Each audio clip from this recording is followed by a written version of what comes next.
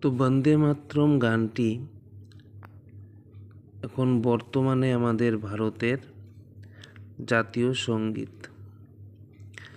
এই বন্দে মাতরম গানটি 1901 সালে দক্ষিণাচরণ সেন কংগ্রেসের কলকাতা অধিবেশনে দ্বিতীয়বার গেয়েছিলেন। তাহলে বন্দে মাতরম গানটি দ্বিতীয়বার কোথায় গাওয়া হয়?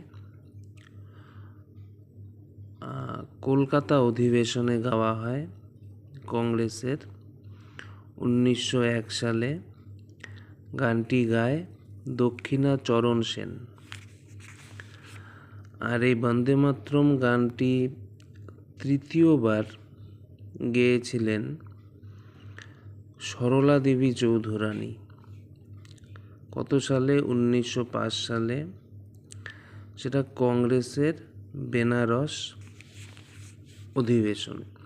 কংগ্রেসের বেনারস অধিবেশনে তৃতীয়বার গিয়েছিলেন সরলা দেবী চৌধুরানী। এবার লালা লাজপত রায় লালা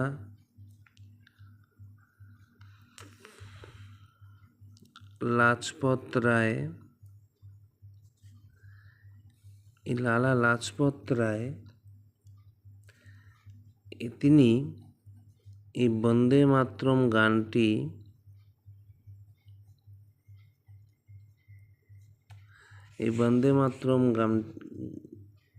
বন্দে মাতরম নামে একটা পত্রিকা প্রকাশ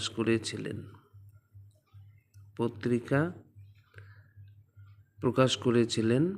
কিন্তু সেটা করেছিলেন কোথার থেকে? লাহোর থেকে। কোথার থেকে করেছিলেন?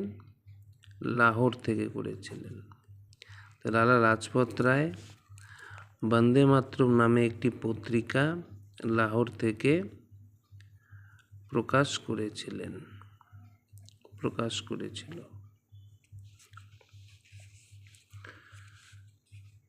বন্দে মাতরম যে ধ্বনি,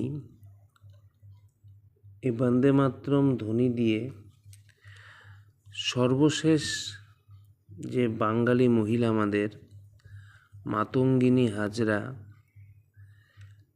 সেই মাতঙ্গিনী হাজরা তিনি শহীদ হয়েছিলেন।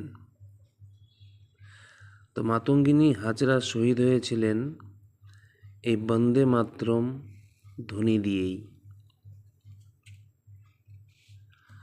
এই গানটিকে গজল আকারেও গাওয়া হয়েছিল।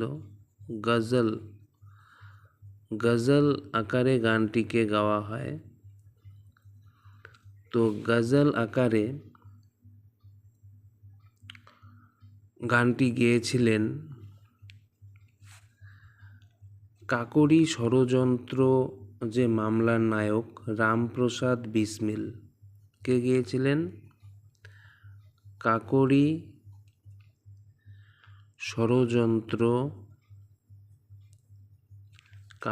ষড়যন্ত্র মামলার যে নায়ক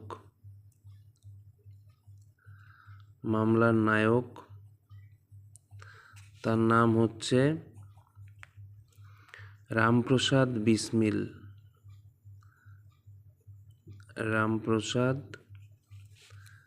বিসমিল। তিনি